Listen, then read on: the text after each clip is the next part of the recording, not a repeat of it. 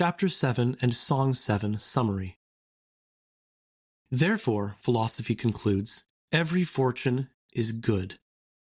For the righteous to improve in virtue is good, and for the wicked to be punished or corrected is good.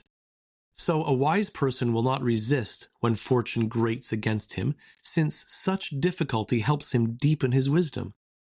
So he should respond rightly to harsh or pleasant fortune to gain happiness. Chapter 7. Do you then see the consequence of everything we have said? No.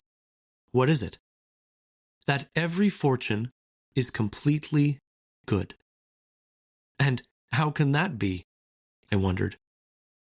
She exhorted me, listen, since every fortune, whether welcome or unwelcome, aims to reward or test the good, and to punish or reform the bad, every fortune must be good, since it is either just or useful.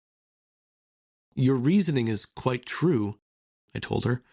While I reflect on what you have taught me about providence and fate, I can see that you have built your conclusion on a strong foundation.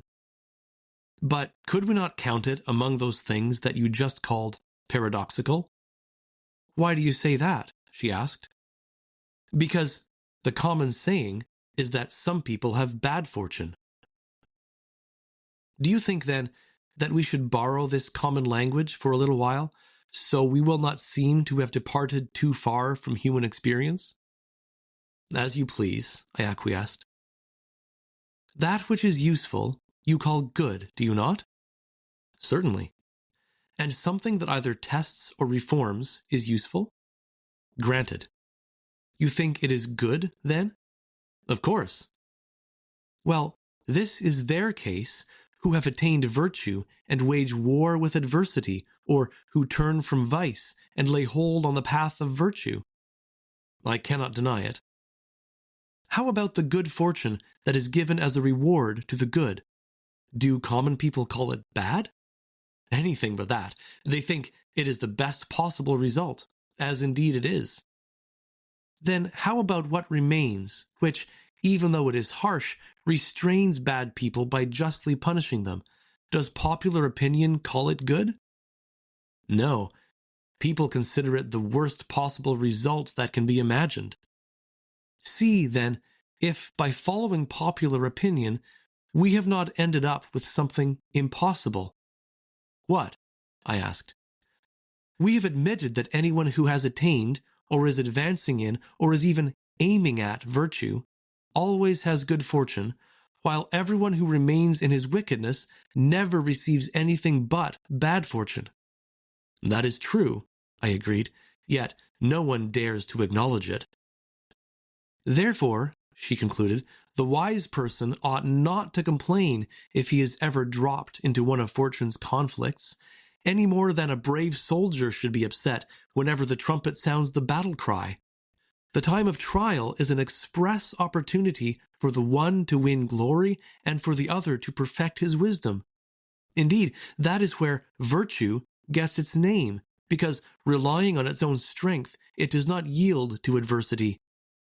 And you who have chosen to climb the steep upward slope of virtue haven't come so far only to wallow in delights or be tripped up by pleasure. You must grapple fiercely with every kind of fortune so that foul fortune will not overwhelm or fair fortune corrupt you.